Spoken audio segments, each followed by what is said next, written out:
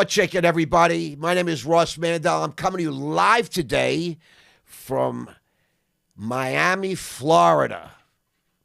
We are in a special studio, and I have a guest for you. They call him Mikey C-Roc. As you guys all know, follow me. I'm fairly new at this game, and right when we started, I get hit up by a guy, and he says, I want you to come on my podcast. And it's Mikey C-Roc and McKinsey Roth. They call it the Kins. So myself and Nelson go down to meet him.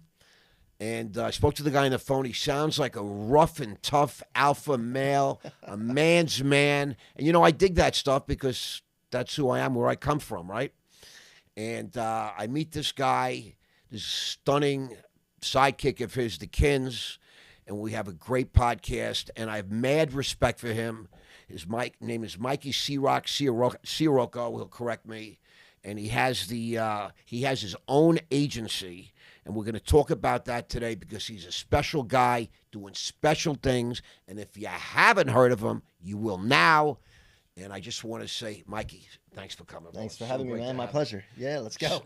That1 Agency, man. This is for rock stars and special people, right? Yeah. 100%. I mean, I came up with this brand because I was thinking about the people that are successful are the ones that stand out, right? Always. And how do you stand out? Well, the ones that are doing it figured out, wait a minute, why am I running from my insecurities, the things that make me weird, quirky, whatever? If you lean into those things, that's how you become that one. And I was like, wait a minute, I'm going to go on a search and a hunt for those people, and then I'm going to connect them with the top podcasts and help them get their message out further, faster, and it just blew up. Baby. I wasn't sure at first, like, man, what's this going to be like, and how hard is it going to be, and this and that. But when you serve people and you help them solve a problem, they'll give you their kids. It's crazy. Well, like, you know, that's the key. You have to be a problem solver. Yeah. You know, nobody wants to be sold, but everybody wants to be served. Everybody wants help. Let's dial the clock back a little bit because. Who is this guy, Mikey C-Roc? I was last night with Frank Parisi, and he's like, who is this guy, Mikey C-Roc? And you know what? As much as I know about you, there's a lot I don't know. Yeah. So tell us where you're from, where were you born, raised, et cetera? What was your family like early years? Yeah, I grew up in an Italian family outside of Philly, and broken family. I don't remember my parents together. Did the every other weekend thing, the custody battle, the child support. You had the step parents into the mix, half sisters, step kids. And then all the chaos and confusion that comes along with all that. It must have been crazy for you, right? Man. And then, but when I was going through it, it seems normal. Right. It's your normal. It's my life. That's the life. And I just navigated through it. But one thing I noticed is that everybody, and there was drug addicts and alcohol and suicides and mental health issues and all that.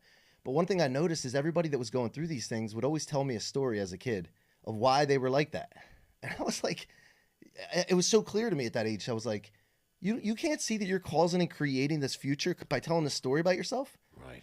So I came up with this thing in my head as a kid. Well, if they're telling the story and they're living this life this way, what if you told yourself a story of how you're successful and how you're built for greatness?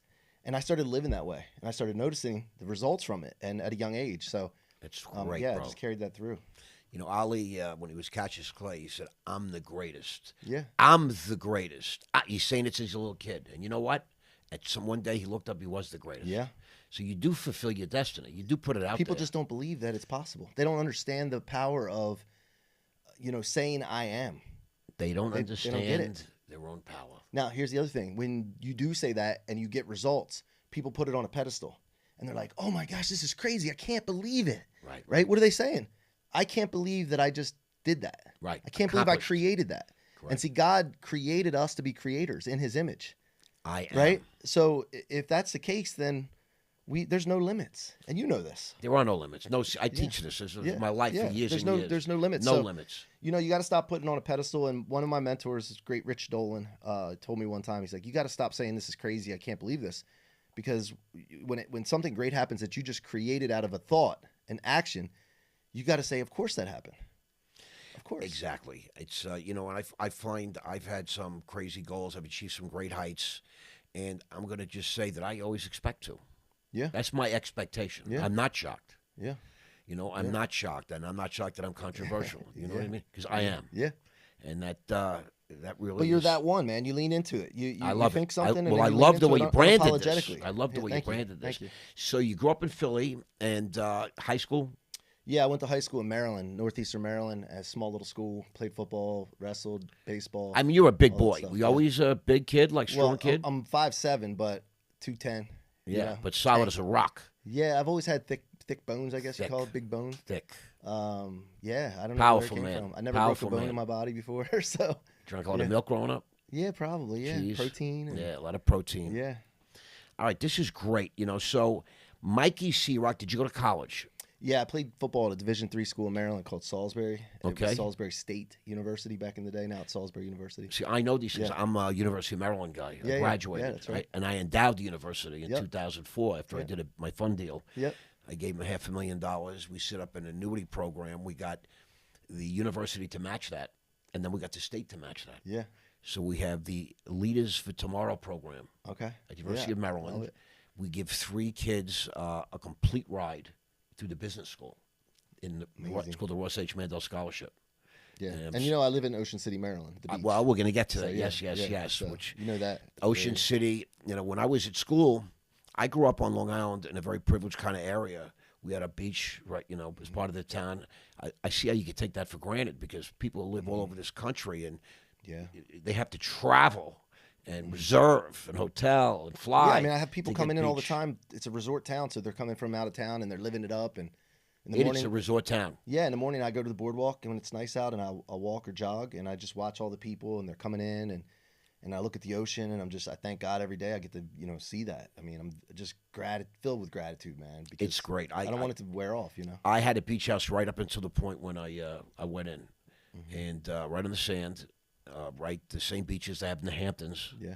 You know, and my kids were both born in Manhattan in nice hospitals, but we took them home to the beach house, Yeah. and that air and the beauty, It's and we awesome, had the yeah. dogs running on the beach and all that kind of stuff. All right, so Mikey C-Roc, you graduate from school, college? No, Okay. I dropped out. You So, left? so here's the thing. So let me take you back for a minute. So I don't see my father anymore, and there was an incident that happened. I moved in with my dad when I was 8 years old. He was getting married to his second wife, and he sold me on this idea. I felt like I was in a timeshare sales pitch. When I went to dinner in an Italian restaurant in Wilmington, Delaware, Mrs. Rubino's they called it, and it was my favorite place. The raviolis, I forget about it. So we're sitting there, and he's telling me all this stuff I'm gonna have, and I'm an 8-year-old kid. He's telling me, "Hey, look, we'll get you a dog. We'll get you a waterbed. Waterbeds were cool back then. Have your own room." I was in a room with 2 other brothers of mine in my mom's house, and my mom was moving on to her 3rd marriage, no money. So my dad was doing well. He was a mason. So I lived in this house. I ended up moving and leaving my mom. And when I went to that house, I dealt with so much emotional and psychological abuse from my stepmother. And From your stepmother, yeah, not your father. she didn't like my mom. She didn't like my dad's family. And She didn't like anybody that well, took his attention away. And I was there in the house all the time, so I felt like it was always taken out on me. I right? get it, 100%. So eventually I thought, this isn't the life I want, So a couple years go by, and I told my mom what was going on, and she's like, "You don't have to live with that. Are you kidding me?"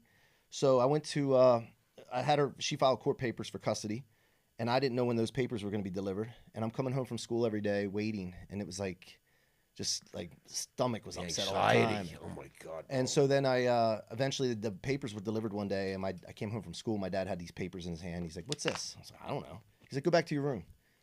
And I sat on my bed in my room waiting for my dad, who was my hero, by the way. He was a mason. He had big, thick forearms and rough hands. If you shake his hand, you knew he was a hard worker. Right.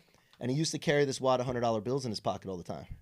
And he used to flash $100 bills at us all the time, and we thought that was the coolest thing, right? It is pretty cool. And yeah, and Italians, we don't carry wallets, right? So I went back there. I was sitting in my bed, and he came back and he said, "Hey, it says here you want to move back with your mom. What is this?" And I was, This is my wallet. there it is, yeah, Tiffany money clip. yeah, there you go. And I flash hundreds all the time. So I'm like thinking, I'm shitting my pants, like, oh man, what did I do? What did I do?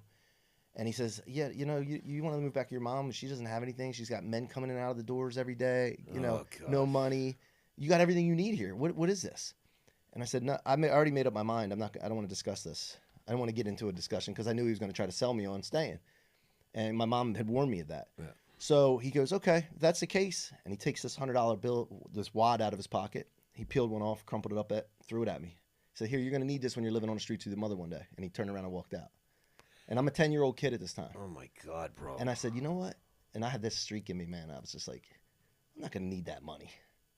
So that incident, that was a very catalyzing incident because the rest of my life for 30-some years, I used that as rocket fuel. I love it. To say, you know, if things were going bad, nope, I can't. I'm never going to need a $100 bill. I'm never going to need a $100 bill. Things went good. I was like, I got to take it to the next level. I can't let him win. So that's where I was really catalyzed with this fire, man. It was just rage. Yeah. You rage. You Yeah. tap into that rage. It's like a superpower. Yeah, it's powerful, man. You know, I also have rage. My father died when I was 16. I was just very angry. Yeah. I lost everything. My life changed instantly. So to answer your question about graduating college, when I got to college, I didn't drink until I got out of high school. I refused to no drugs, no alcohol. I was focused. Got to college, and I realized I was 5'7". I ran a 4.6 40. I wasn't as fast as like. That's pretty fast. Well, but these guys, even at the Division III level, big difference. And I'm hitting them like a brick. It's like this brick wall. I'd run into them. I was just like, I get it. This isn't for me. So I started seeing girls that I hadn't seen before, parties I hadn't seen before. Started drinking weed. Next thing you know, I'm in this world of like, where's the next party? Where's the girls? That's college. And but like I lost all my focus that I had for 18 years. And so eventually 2 years go by, I stopped playing football, and I just said, I don't want to go to college anymore. I need to go start making money. I love it. And so I went into the restaurant business, and And what? So, well, I bartended, waited tables, and I thought I was going to open up a restaurant. The movie Cocktail had come out. Tom Cruise. What a great movie right? that and was. I watched that over and over. That's and over one of again. his. I think that could be my favorite movie. Yeah, that and Goodfellas. That's what we watched all the time. What a great movie. And so I just said, well, I'm gonna open up my own restaurant one day, and I had that dream. But marijuana, cocaine, partying, staying up all night, I was destined for darkness at that point. And so, I just fell into this place. My friends started leaving, going off to their jobs, back to their hometowns. Right. And I was still in this town, and I was still around the people that did that stuff that I was doing. I get it. And I was one of those people, which really irritates me looking back now, that I was one of those people that dragged other people down.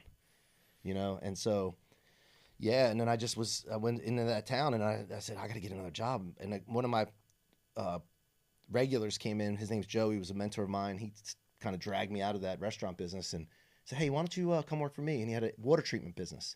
And we would go into homes and do door-to-door and sell that night. How old were you? High-pressure sales. 20, 21? 20, 21, 22, yeah. Okay. And so I started working for him, learning sales. I hated it. But that's great training. Yeah, 100%. With best training. It broke me in, man. But I hated it. We were going to trailers sometimes, single wides, and selling them $5,000-$7,000 water treatment systems.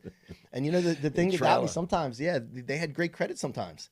I prejudged a lot of times. I'm like, oh, they ain't gonna sell anything here. And I'd call Joe. We'd have to call him from the house. We didn't have cell phones back then. And I'd call him and say, hey, man, they're not interested. He's like, what do you mean they're not interested? Did you do the demo? And I'm like, no, they said they're not interested. And they didn't say that. I was just prejudging. I get it. But when I did the demo, a lot of times, some of them would come out with a brown paper bag of cash, or they had great credit when we ran their credit afterwards. So I learned a great lesson: never prejudge, and just go do the demo, show people things, promote. Right.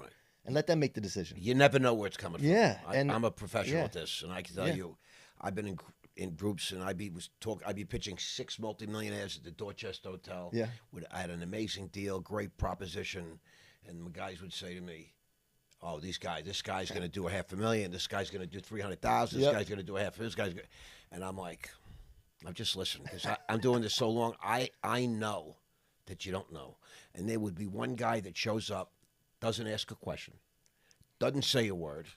Yeah. You don't really remember his name.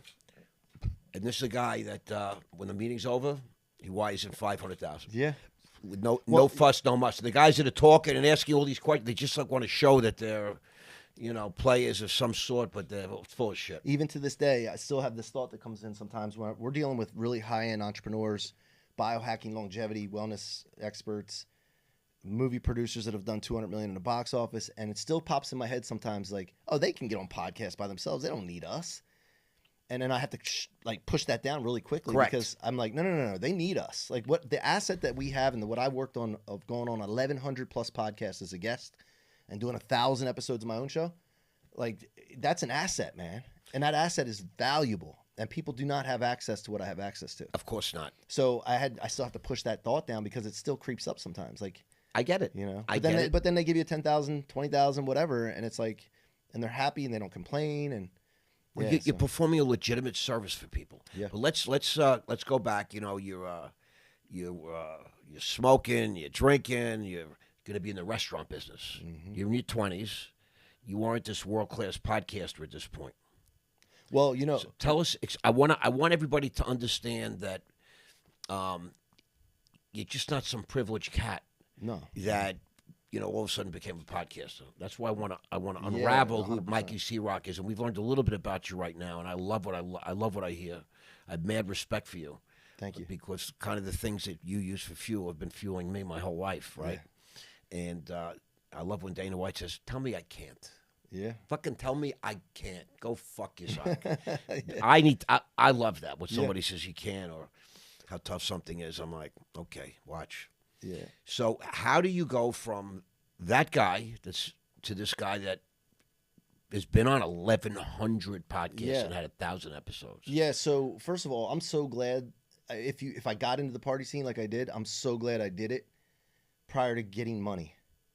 Because It's I think very that- dangerous when you have money, it would've bro. been That's 'cause my I was, story. I was going hard as I could with Right. the resources I had, Right. and I would have, who knows, I wouldn't have been here probably Right. because I wanted to go to Wall Street when I was in high school. I was like, I want to work on You Wall would have Street. been amazing. And I just didn't because I got off track Right. early, which probably saved me in a way. So I got into real estate eventually. I did the water treatment in-home sales for 9 years. And eventually I saw my buddies selling real estate and mortgages. And I was like, man, they can do that? And I'm just this is the way I am. I said, if they can do that, I can do that. Monkey They see, can do monkey it. do. That's And how I live so my life. I went into real estate, mortgages, loan officer, real estate agent. And then I just started growing and building. Eventually I had an organization I built with 3 of my best friends from Philadelphia to Miami. Hundreds of employees. We were just crushing it. But I hated it. I come home miserable. I had a beautiful wife, 2 healthy kids, house on the water, and I was so conflicted. I was like, what is going on here? Why do I feel this way?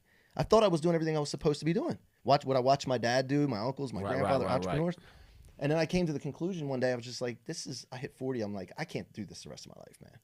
But I had this thought in my head that I just couldn't make this kind of money doing anything else. I dropped out of college. I was making all these bullshit excuses. Well, I hate to And- say it. This is the kind of stimulus that we get from the world. Yeah. You can't, Mhm. don't, Yep. be grateful for whatever little bit you get. Yeah. It's like people try to stifle your dreams. Yeah, no, 100%. And it was going through my head. And, I said, I got to get around the right people, man. So I started watching. Oh, my brother introduced me to Grant Cardone. Now, what I- years I- was this? This is roughly? 2018. Oh, okay, now we're moving Not too forward. long I love ago, it. Yeah, right? yep. And my brother said, this book, you got to read this book. It sounds like you. This guy sounds like you. Because I had started working on some personal development. I started talking to my team and building my people. And my little brother was working for me. He's 11 years younger than me. And he said, you know what? This guy sounds like you. You got to read this book. Well, I read the 10X rule.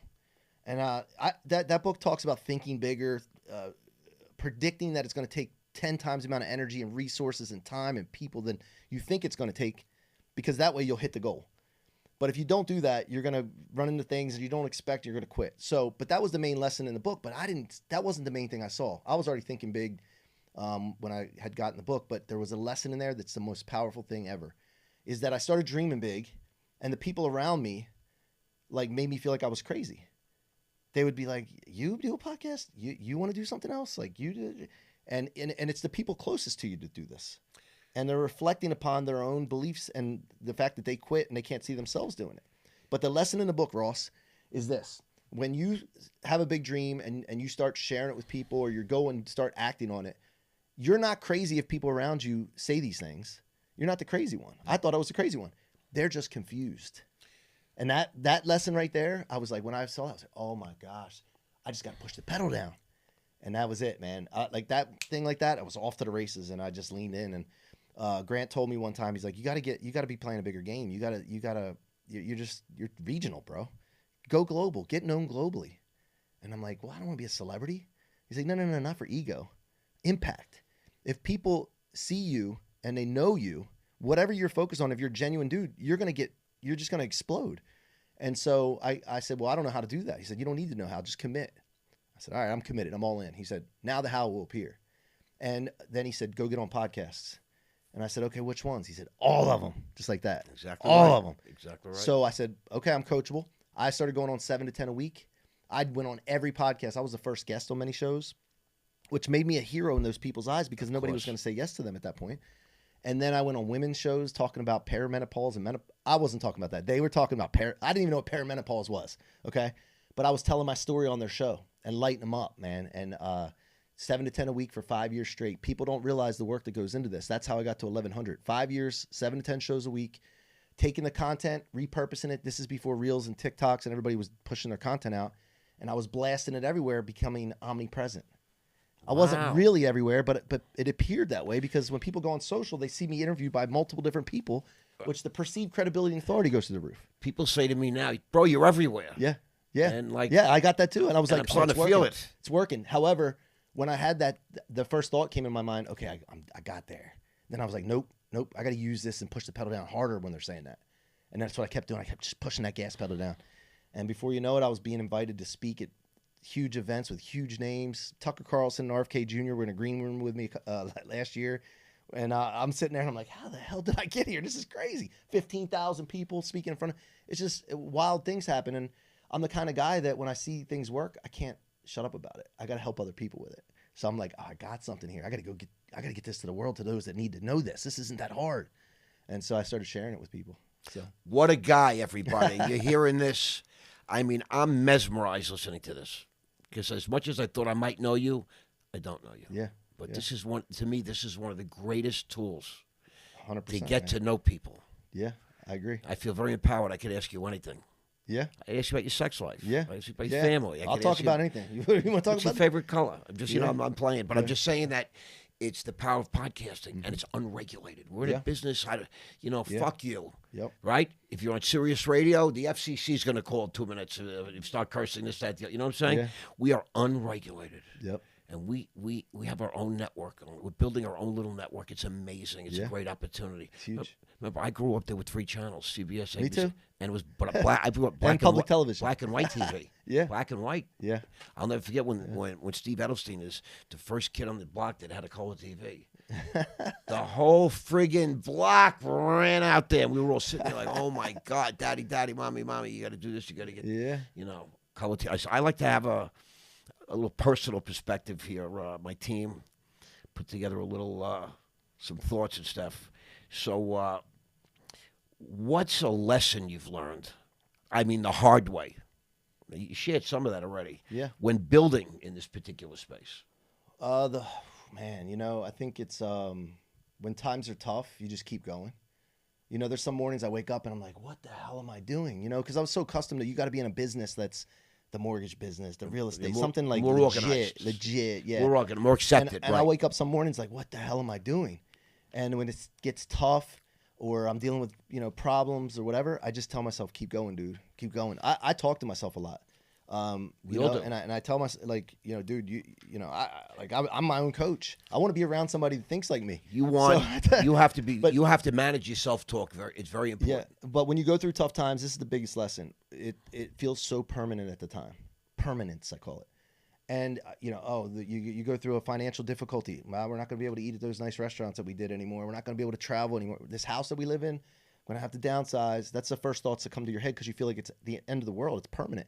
But it's not. And even when you're in the darkness, in adversity, the closer you are, the less light at the end of the tunnel, if any, shows up. So, but I know this. Winston Churchill said this. If you're walking through hell, keep going. That's right? it. And walk like you own it. But that's not good enough, really. I figured this out, too. That's not good enough. You need to thrust through it. You need to run through it. Because why would you just keep going, moseying along, dude? I want to get the hell out of hell. You have to walk like you own the place, too. Yeah. But I just have you ever been arrested? Thrust through it. You ever been arrested? No. Never? No, but I could have been. Never spent the night in jail? No, never been in handcuffs except for fun. I like that. I had a few of those myself, but now I've experienced legit handcuffs. What's the most surprising or impactful guest you've ever interviewed, and why? Well, I don't want to just say, I'm not just saying this. Right. I listened back just a few of my episodes out of thousands. I've only listened to a couple, and yours was one of my favorites. Baby. Like the chemistry that we had and Ken's had, all 3 of us, it was amazing. And I listened to that when I was driving back from a Philly game one time. And my son was in the car. He's 18. I'm like, you got to listen to this, man. This is awesome. And I was listening to it, and I was just mesmerized, and I was just like blown away. Because I listen to Rogan, I listen to all these guys, but I'm like, that interview right there and the chemistry that we had, there's not many podcasts that were done that was that good. No, I agree. I'm being real with you. I'm not. No, just I had a great day. It was for me. It was a very impactful day. I just want you to know. Oh, thank you, man. And I keep thinking that means the world to me. No, really, I mad love for you from that. And this, I can't get the picture of McKinsey with those thigh high red suede boots. You know, right? You put it right across from me. It's My plan is working. Talk about Samson's hair. Yeah. You know, talking about my weakness. It was like, but I felt that chemistry. Yeah, I still feel it. And when I listened back, it was amazing. So if anybody hasn't, That One podcast on your favorite podcast platform, the Ross Mandell episode, phenomenal. I love it. And That One. Yeah. You can find it, right? Yeah, That One podcast. YouTube. Yeah, it's YouTube and then on your favorite podcast platform. Okay, I love that. This is a very interesting question. It just actually, I just gulped because it means something to me. What does legacy look like to you at this stage of your journey? Yeah. So how old are you? I'm 48. Okay. 48. Wow. Well, so here's something that really sticks out to me, and I watch social media a lot. Looking at other influencers and looking to connect with people and all that, and I see so many talking, but they're not living. They're not a living demonstration of what they're talking about.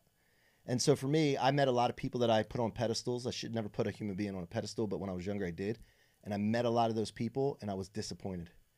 And for me, interesting. Legacy starts right now, and I just want to be a living demonstration so that when someone ever, as I was building my brand, I thought this way. If anybody ever meets me, they may say that you're not as tall as I thought you were. They may look at my wife when she's with me and be like, that's your wife? Right. But they will never be disappointed in who they thought I was. That's to me is legacy, and it starts now. So being a living demonstration is everything. I love that. I feel like I'm really getting to know you because when I was on your podcast, you were asking me questions, right, and I'm just saying, I love. It's easy for me to be. I just tell my story. Yeah, I have a pretty extensive story. It was great. This is really. You're a very interesting cat. I'm just going to say that to you, Thank bro. you. I'm a mad respect for you right now. What's the first podcast you ever listened to, if you can remember? Wow, man. Well, it wasn't a podcast really, but it was in a shape of a podcast, and that's Howard Stern. I grew up right, probably earlier than I should have been listening, as a kid, and then watching the show Private Parts and all that. I was really inspired by that, and then I also watched Larry King as a kid a lot, as boring as that may sound, because it was kind of, but I just admired Larry's interview style, and then I got to talk to him before he passed away. Wow! And he told me one time, he said, C-Roc, I never read any of the books before my guest came in. I just wanted to have a normal conversation with them. Right. And I was like, wow, damn, Larry, you just saved me, because when I do my interviews, I don't prepare. I just want to have a great conversation with the person as a human being. And so I thought in my back of my mind, because, you hear all this stuff, you got to prepare, you got to be on. I just never prepared in that way, like learning about the guest that much. It depends who you are. I wanted to have a conversation. Exactly so he right. freed my thinking. He freed me up from that. And so. All right, so listen, I want to say like this. It's been a privilege to get to know you, over the last several months. And I'm looking forward to doing business with That1 Agency. Yeah. How does the world find you? Yeah, I'm on Instagram. This is my favorite platform, Mikey C-Roc. And so anybody can go on there, DM me. But if you're interested in the agency, if you should be getting on podcasts if you're an entrepreneur building a brand and you want to tap into the top 3% globally ranked shows, the That1Agency.com is our website. You can check us out there. And and just so people that want to be on podcasts, that want to promote something, maybe a company, they can come to you, correct? Yeah, 100%. But see, some people think, I have to have a project, I have to have a book coming out. No. Nonsense. Podcasting must become a part of your life and business. It's a thing that you do. Now, I'm not saying you have to start a podcast. It helps. But guesting on a podcast is the most efficient and effective way to get your brand and message out. And if you don't make it a part of your life and a part of your business, you will fall behind the ones that know this game. And that's the biggest message I can tell people out there for as far as podcast guesting goes. And you're in Ocean City, Maryland, but that's where you live. Mm-hmm. So this is one thing that I want to make it clear to everybody. You're like a traveling podcaster. Yeah, we tour. Tell us about it. So about 9 months ago, I got this idea. I said, I'm going to start a podcast. I'd done 1,000 episodes of my virtual show. What Are You Made Of? It's called. And I was like, I got to get out on the road, man. I got to start something new and fresh. So I decided to start That One podcast tour. And I was by myself at first. So I went to LA and recorded some episodes. And then I was like, it would, you know, I was watching all the political stuff on the news and sports things. And they always have a nice looking woman that's well spoken. And I was like, wow, that'd be a good idea. And I just have this thought. And the next thing you know, Kins is in my DMs. We connected on a 15-minute call, networked. I just loved her energy. And I said, hey, come on my show. So I interviewed her. And then I was like, it went so well. I was like, would you like to come on the road with me and be my co-host? She's like, yeah, I'm all in. And it was off to the races. I added her to the logo and we went out. But here's a really important lesson. Before we even planned any cities, any of this stuff, I created a logo and then I promoted the hell out of it that I was going on tour. I didn't even know what the hell I was doing. Honestly. You don't have to. I just promoted. Before you know it, people were in my DMs. Can I come on your show? Can you come shoot in our studio in our city? I'd like to invite you to this event. Can you do the podcast at our event? I had no idea even how to get a studio yet. I didn't know anything. Commit first. And the how appears. Commit, promote, and the how shows up. And I did that. And then before you know it, we're only I think we started in September. And it's just now May 2025, right? We got invited to events.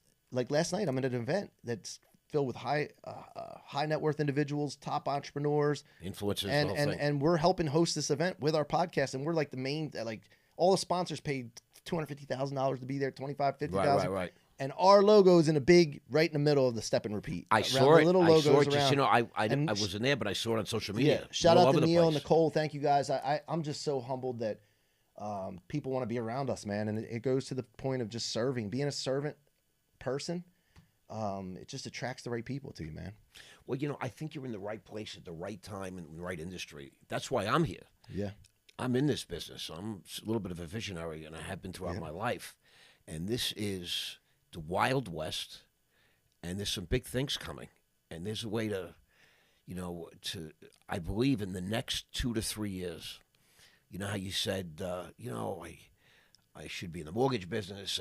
This is going to become a very lucrative, established business. Established is the word. Yeah. And then once everybody figures out how to make a lot of money, the big boys are going to come in and put gates around it, and we'll be regulated. There'll be barriers to entry, commissions, agencies, associations, organizations, different ways for them to dip. Yeah. So that's really great. So essentially, you can come to Mikey C-Roc and get on some of the top podcasts in the world for a small fee. Yep. Right? Yep. Or you could get and promote a product, a service, an event idea, or just, I believe it's a great thing if you're a young man or woman to get on a podcast and tell your story. Yeah. And have it documented. Have it out there. Life is fast. Life goes fast, bro. Mm-hmm. And it's good to have this stuff. It's 100%. At someday, your kids, your grandkids, your great-grandkids could see Grandpa Mike when he was a young stud in front of the camera, getting people to deliver their personal stuff, telling your story. And I think that's really, really great. Yeah, thank you. Know what I mean? Yeah, and I'm really getting fulfillment from attaching myself to other people's missions. See, we're tied into the Maha movement. Shout out to the Lollies for the connections they made. But biohacking, longevity, wellness experts and doctors, tops in the world, are coming to work with us. And I get to interview them and hang out with them. But the thing is, I don't have to be an expert in those spaces. No. But now I get to attach myself to making America healthy again by getting their message out further, faster, making connections. Is that amazing? It's exponential. I can't do things by myself. I could only make so much impact by myself. But when you start helping other people, it's exponential. And it's just, I can't be more fulfilled, man. You help others, you know what happens? God helps you. Yeah. God gives you that extra reach. Do we have Mikey's partner out there? Why don't we you want to take a quick look? She's right physically out there. Yeah, let me check and see if she texted me. We'll have to see her come and say hello with us, because I want to. She said be there at 1. Be there at 1. Oh, so she's not here yet. Pause this, and then when she comes in, then we can pick it up like we were just still going, and then she comes in. I think that'd be a good idea. Yeah, we can keep chatting, though. Okay. It's good to have this content. So yeah, we can cut it up. Yeah, exactly. So did I ask you the first podcast you ever listened to? Yeah. We talked about the Howard Stern thing, right? Mm-hmm. And best podcast you've ever had, guest, it's obviously me. Yep, yep. I mean, let's not panic here. Now, a dream guest you haven't landed yet. Oh, man. Well, how can you not say Trump? I was going to say the Trump. How can you not say Trump? I'd like to interview Tiger Woods. Okay, that's a great one. That's a great Trump, name. Tiger Woods. I'm an Eagles fan, so they won the Super Bowl. So like Saquon would be great. Jalen maybe. He needs more energy. But I don't know. I could pull energy out of him. It would be like pulling teeth a little bit. It'd be tough. That's the problem with some of these guys. Yeah, I think that's it. Interesting. What's the worst mistake a podcaster can make? Not starting. Right. Overthinking. Yeah, so many people are like, I gotta have this in place, No. If you got to get Zoom up, your iPhone, whatever you got to do, just record something, man. You don't have to push it out. And people are like so worried about, well, nobody's going to be listening at first, this and that. Dude, you don't want people listening when you first start. Well, it's the greatest blessing that nobody pays attention to you when you first start. Because you don't know what the hell you're doing. Right. And then when I go back and listen to episodes from 6 months ago, 4 years ago, I'm blown away at the progress. So yeah, just start, man. They don't start. That's the mistake. I get it. It does a lot of people, if things are not perfect in their minds, they don't do it. Mm-hmm. It's the craziest thing I've ever heard. It's just an excuse so they can live with themselves for not starting. Well, it's the craziest thing. I know a lot of people like this. Yeah. A lot of people, they just have fear, anxiety. I'm not sure what it is. This is a good question. Audio or video? What's more important today, in your opinion? Well, you have to have audio, right? I mean, you can't do a podcast without audio. Correct. So, but you got to add the video now because you got the clips and you can become omnipresent by repurposing everything into clips. So, yeah, I mean, you got to have good, high-quality video. Actually, you don't even have to have the quality when you first start. I push out some stuff that's kind of You have to have good quality audio, though. But audio, yes, definitely. Otherwise, people audio, won't listen. 100% audio. The video is like, Yeah, but, no, I mean, I just can't believe people go on podcasts as a guest and don't ask the host for the raw content. So they can have the asset in their hand. Right. They just rely on the host. They put that responsibility off on the host, and hopefully they promote it. I took the content. I asked every host, hey, do you mind sending me that raw content? Because you like that word raw, don't you? Raw media. Shout out to raw media. That's what we're all about, baby. But, I get that content. Now I have the asset, and then my team can cut it up, and I can create blogs out of it, transcribe it, do all that stuff, but also the video clips of me being interviewed by somebody else. That's the most powerful thing you can do. Now, you're an expert in this field. You're an expert by any stretch of the imagination, okay? If I were, if we had a trial in federal court about podcasting, I would say you qualify as an expert to discuss on this thing. I agree, but I wouldn't be on. I would refuse because I'm Italian. We don't sit on the stand. I get it, bro. Hey, do you want to talk about health? Of course we do. Of course we'll talk about health. I want to talk about anything that you're interested in. That to me. But here's what I want the audience to know. Because you're really an expert. And so for you, some of these things are a matter of fact. Yeah. Okay? But people out there listening, they're like, what the hell is this guy talking about? So let's just say we film this. Kins comes in. We film Kins. And we send you the footage, the raw footage. What do you do with it? I want to explain it to the audience how 100%. What you do and how you benefit yourself and the people, etc. If you don't have a team, you got to get on some AI and a platform or something to cut it up into clips. I have a team. I learned early on in my business life that if there's something I'm not good at, I don't want to do, I shouldn't be doing low leverage things, I find somebody to do it and leverage their time and expertise. Correct. So I give it to my team and I tell them to make some clips out of it. And then they send me the clips and then I post it everywhere. And I tag the host to promote their show too because I want to give back.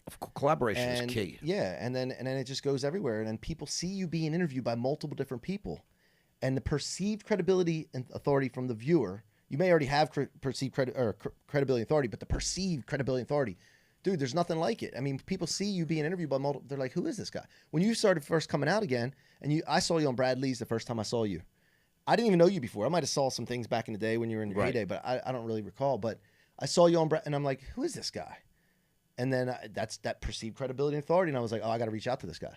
I got to go deeper. Brad released his first clip when he asked me what's going to happen, and I told him Trump was going to win. Yeah. I told him he was going to have a little honeymoon, and then after the first quarter, a reality's going to hit in, and the Dems have created a debt bomb, and this market's going down. Mm-hmm. And everything that I predicted last July is happening right now, and it's happened. Now, but did you see it came back to pre-tariff announcements? So Well, what is the story there? The Dow Jones went from 45,000 Yeah. to 37,000. Yeah. Almost 20% down, which is defines a bear market. But by the nonsense terms we feed you, it's back up to like 41,000. Mm-hmm. It's still down 4,000 points. Yeah, it's still down, but it 4,000 rebounded from 20% points. down. So is that just an anomaly right now? It's going to go down further. And people think it's related to the news announcements, and there's nothing to do with that. Okay. The market is a living, breathing thing, and it had to go down because of what the Democrats did. They orchestrated something very, very demonic. Mm-hmm. People know about the transgender business, about the missing 300,000 kids. Mass immigration. These illegal migrants that are raping and killing and getting arrested 5, 6, 7 times, being released. The no bail nonsense, all the homelessness problem that we've got as a result. And people believe, like, Trump is making trade deals with Japan and India, tariff deals. The Chinese just quietly dropped their tariffs on $40 billion worth of U.S. goods. But they want to save face because they're very prideful that way. Yeah. But so you're not going to see a big announcement, and of course the media will cover it because Trump accomplished what he wanted to. But the market is trading separate and above all these things. Today the stock market is almost like a sporting event. Mm-hmm. CNBC, they're rah, it's up, down. We're trying to explain it. They're trying to hustle everybody in and out. But it's a living, breathing, dynamic thing, and it has to do what it has to do. So there are certain stocks you can the highest quality companies in the world that normally are overpriced, fully priced, etc. There's been an opportunity to acquire companies like Nvidia on the cheap, Palantir, Walmart, Chevron, Tesla, Google, Tesla. Yeah. Yeah. I mean, people come to me specifically with Tesla, and they say, "Should I buy it?" I said, "Today, no." Yeah. But anytime it goes under 250. Yeah. So when it came down right away with the big bad announcements about, burn the Teslas, do this and that, Musk, Doge, stock went down to 220. I put a major buy on it at that point. Yeah. You can't lose long term with this guy. Right. You can't. Mm-hmm. If I actually broke it down, you would be like, really? Yeah. If I showed you the mechanics of why, if I show you NVIDIA, because it dropped down to 92 and people were like, I'm going to sell. I said, you don't buy. Yeah. Yeah. I said, they're going to earn $5 a share in cash. Imagine having a business like this. Dude, that's amazing. Listen, imagine having a business like this. Every single thing that you produce and that you'll ever be able to produce for the next 3 to 5 years is already sold. Yeah. Yeah. It's already sold. That's the problem with most businesses. Is that a business you'd like to have a little piece of? Well, then you buy the stock. Yeah. But you don't buy it at 120 where it is now or 118. You buy it when it's 92 because it will go down because the best in the world, guys like me that make markets, we can mark it up the most. Yeah. Because we know it's the best company in the world. Right. We know you got to come buy it, so we just jack it up. Yeah. So you're paying 113, 115, 118. And then the next big problem we have, allegedly, they use it to spike the market down. Yep. You're literally buying stuff on sale that normally, in normal times, it's fully priced. Right. You're not really getting a deal. Yep. If it was 150. Right. And, it's trading 30 times next year's projected. I mean, it's an incredible franchise, but when you could buy the best at a good price, there's nothing better than that. Yeah. You don't have to go shopping for other values because I'm showing you right here. Right there. Google. Keep it simple. Apple. Yeah, you don't need to like that. Most people are looking at all these different things, and if they just keep things simple, stick with one things and get to know those things really well. I love it. Yeah. One word to describe your hosting style. Man, one word. Curious. I would say curious. Okay. Curiosity leads me. I don't ever have questions prepared. I do active listening, and then whatever comes up in my head, I just roll with it. I lean into my intuition. Curiosity, I think, is the word. Interesting. I look at you now differently, but back then I was so busy with looking at McKinsey, I couldn't, with the red boots, I'm staring. I don't remember you, but the truth is, I look at you as a master. Well, thank you, man. Because you orchestrated that. You picked a great spot in Miami. Nelson will, we still talk about that spot. And that Nadine was there Yeah. before Yeah, us. you got to meet Nadine, and too? You didn't have her on? Andrea Ocampo came on Yeah. afterwards. Yeah. We all became friendly. That's amazing. And all That's fulfilling to me too, man. right. And then, of I course, love that. McKinsey, who is Yep. the kind of stuff dreams are made of. And so you were like, I looked at you as the wizard, Yeah. the ringleader. Yeah. You know, Love it. and these are very high compliments from me. Thank I just you. want you to understand I that. appreciate it, man. I'm taking Because it you in. set this. I receive it. A great leader sets the stage. Yeah. And then allows talent to just surface. Yeah. You know what I mean? You Yeah. created a great forum Yeah, thank you. that day, and it would allow me to just do my thing and her to do her thing. What's your biggest podcasting pet peeve, if you have a pet peeve? Low energy, man. I can't stand it when people are low energy. Like, especially when you're doing virtual podcasts like that, you lose energy through the satellites, wherever the vision, all the data I agree goes. with that, yes. Dude, I raise my energy level up on a virtual podcast, especially 30, 40, 50% what I think I need to be. I want to reach through the screen and shake that host when I'm on there. So they feel me, right? But, oh God, when people come on sometimes and they're just like low energy, I try to end the interview as fast as possible. One word answers. I can't. I'm talking Yeah, to guys. or just I'm low like, energy. he's so excited to be on my podcast, and I ask him a question, and he got one word. Yeah. Then he's quiet. I'm not doing that. feel like And then there's just It's like- long-winded guys. It's like pulling teeth. But then there's the long-winded guys that don't understand the power of clips, right. right? And then Sound they're going bites. on and on and on and on, and I try to cut in, and yeah, it's that. But low energy is just that's a no-no for me, man. Non-negotiable. Yeah, it's very different. Yeah. Guys like us offer so much energy. Yeah. Like, tap in, baby. Yep. Plug yourself in. I know you don't prep before these podcasts. We discuss that you like sort of go with the flow because you're natural. You're naturally chatty. You can naturally stimulate a conversation. You allow it to go a certain way. Yep. What's the future of podcasting? If you had to, Yeah, Your thoughts. what I did was I didn't see a whole lot of people touring with podcasting. No. So I think podcasting, going on the road, going to events. Like, here's another thing. I wanted to have events. I wanted to bring people together, right? And I'm not in the event business. So I was getting distracted right? from what I'm keeping the main thing. So I started thinking to myself, what if I leveraged other people's events and let them do their thing that they normally do, and then we just tag along and we provide value and we go to their events and the people are already going to be in town already. Right, And like the F1 this weekend. yeah, and Great so idea. last night we're at this party and I didn't even they 300, 400 some people came through this mansion and aren't that logos there, and I invited some people, but I didn't put on the event. I didn't have to like do all the stuff that they all did. the work that goes. And I was just so grateful to God to put me in a position to have a thought and then have created the brand where people want to be around us. So I call it an attraction model. We created an attraction model. And so I think the future is going to be more people are going to go on the road more, and they're not going to just have people coming to them, and they're going to be touring around, and you'll see different environments. And I think it provides more opportunity to have different people on your show that you wouldn't normally have, not virtual, but in studio. I love it. Yeah. Yeah. I know guys building apps that if you want to get on a podcast, they'll come to you. Yeah. They literally come to your home, your office. Mm-hmm. They have travel. Another guy hit me up. He's pitching me a deal where he has podcast buses. Oh, really? Yeah. Where teams go out on the road. Yeah. See, that's good. I think that's great that they're going to do that. But for me, hosts need to get out and get out of their studio. Because when you're like 1,000 some episodes in one place, I start resenting it sometimes when I go down. I don't really feel like doing this right now. The people aren't in person. You got to get out on the road, expand your horizons, get a different environment.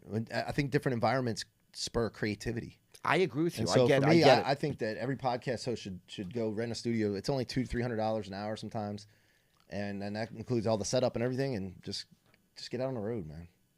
Oh, by the way, I'm going to Nashville soon. I'm gonna tell you this. And I had this idea because of Howard Stern, where he used to have Billy Joel in, right, or Yep. Jewel or somebody, and they would play music while they were on the interview, and then they would talk about the song. Right. And I don't see podcast hosts doing this. No, it's So great. I probably though. shouldn't think share it's this with great. everybody until I do it, but I'm going to do it soon in Nashville. We're going to Nashville. I'm going to have country singers come in. I love it. I'm going to share their stories, and then they're going to play some music while we're on the podcast, talk about the song. And so, yeah, we're lining that up right now. So that's another thing in the future. More music. I think more musicians should get on a podcast and play some They songs. have to. If they Yeah. don't, they're stupid. I mean, Yeah. the entire industry has been turned upside down. The Yeah. music industry. But you get to know the musician, the artist, but then they play and you can hear their genius and their creativity, Right. but then they're talking and you get to know them more. Morgan Wallen just did an interview with Theo Vaughn, and Morgan Wallen, my daughter loves him. I just his music is just awesome. It's different, you get to know him better, and then when you're listening to the songs, you're like, oh, I know this guy. It's not just some singer. There's an emotional connection. Yeah. That's the value of what we do. We can deliver that emotional. We create it. Yep. I mean, I've got great stories, but this is your show today. In a world right now that's sort of being flooded with content, and we know there's always more and more content that's needed, but there is content out there. How do you help your clients stand out in podcasting?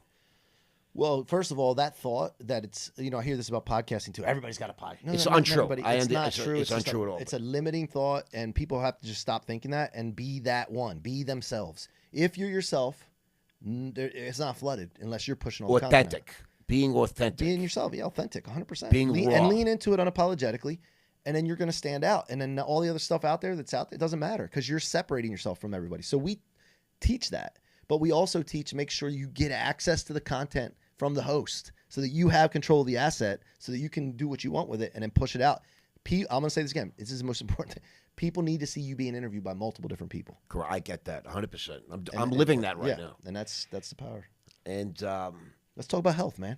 next, what's been your proudest moment so far with That1 Agency? Yeah, you've had some wins, right? Yeah, well, anytime I see, like, when you and Nadine got connected, and Andrea, Kins is coming in to be right. like that, to me being a catalyst to see other people do things together.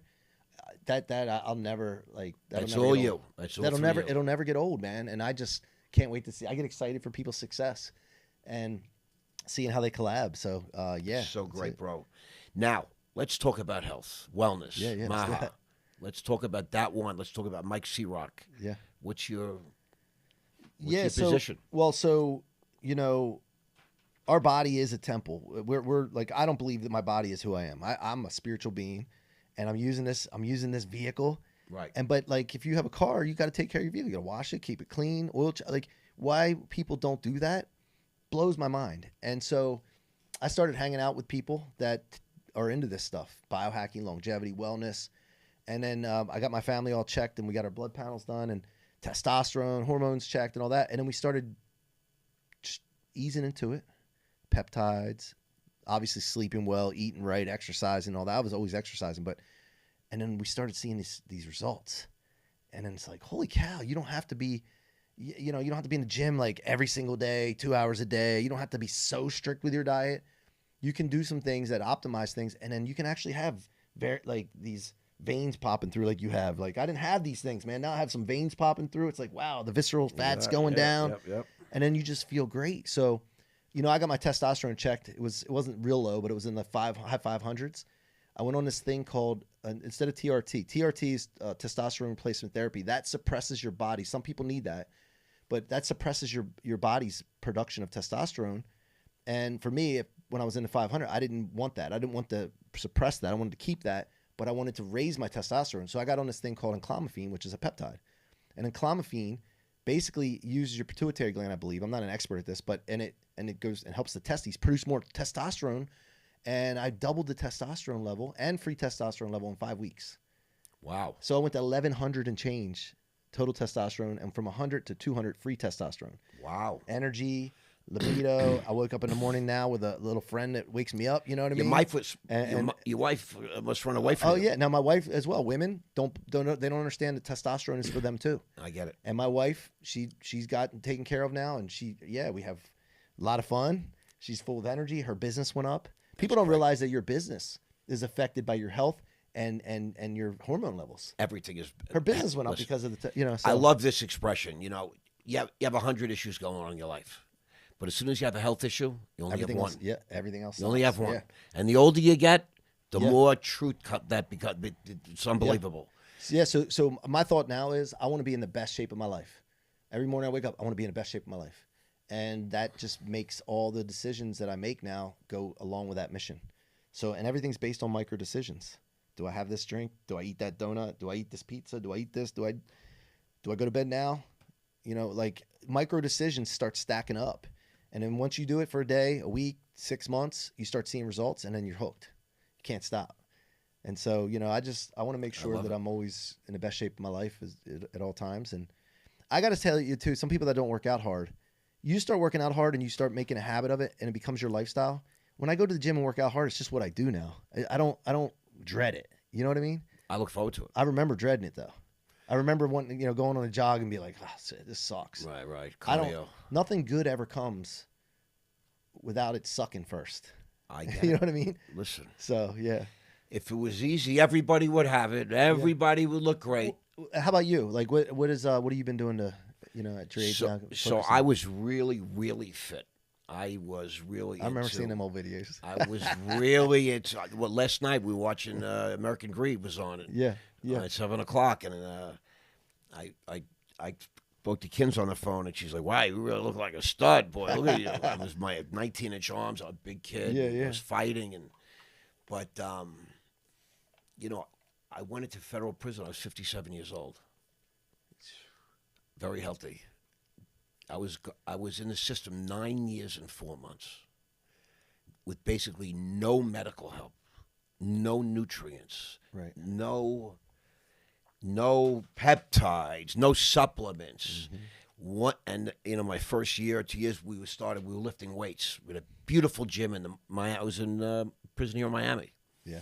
One day in Congress, they have some sort of a congressional meeting, and they make a decision that they're going to remove all the weights from every institution because some of the COs at some of these institutions were afraid of the inmates because the inmates were getting bigger and stronger. Why wouldn't they take the COs and get them healthier and stronger? Right, because you know what I mean? they're big and fat Yeah. and lethargic and That doesn't make hate sense. their lives and hate the system and they just had an attack from MS-13 on some guards in Virginia. That's going to spell it. That's going to trickle down and influence every inmate in this country. I just want you to know. They stabbed multiple COs in the hot three MS-13 guys. Illegal guys that are here illegally, real criminals. But one day we woke up and all of a sudden they call lockdown, and we're looking through windows and we see these giant trucks come in and literally drive off with all our weights, it's the federal government. Talking about like lowering your morale. It was a magnificent gym, and they took it and listen. Then they brought in this giant dumpsters, and they just dumped it, and they didn't sell it, they didn't give it away. It was just the biggest, and it sat there for like 6 months in the yard. These giant like industrial dumpsters with all the equipment, with all the weights, all the plates, the machines, the cables. It was, and so we had left is only you could do body weight exercises. Yeah. So we would do push-ups and pull-ups. What happened was I had a series of injuries with no medical treatment. And now I'm already 58, 60, 65. A bunch of things are going on. They have me on bad medication and no medication. Jeez. And during COVID, lockdown, medical was like, listen, we're not coming in. They would stick the meals through the window, like there's a little slot, because they said they ain't gonna die for the BOP. Nobody knew what was going on like this thing. People would in parking lots. They had places where they were stacking up dead bodies. Oh my god! In hospitals, I was locked in during this whole time. And nobody wanted to come in and treat you. To get a Tylenol, you have to do a dance, have a lawyer call, beg and plead. It's a horrible system, especially if you're older. So I had a number of injuries. They said I need new shoulders. I got some numbness in my hands nobody can explain. And I just basically at some point laid down and said, you know what? I'm going to just ride this out because it's too risky right now. Mm-hmm. Like you go for a run, you play sports, you blow out your knee, you could be crippled for life. Yeah. And I know men this happened to inside. Mm-hmm. Bad things. You want to just try and get through that time in one piece.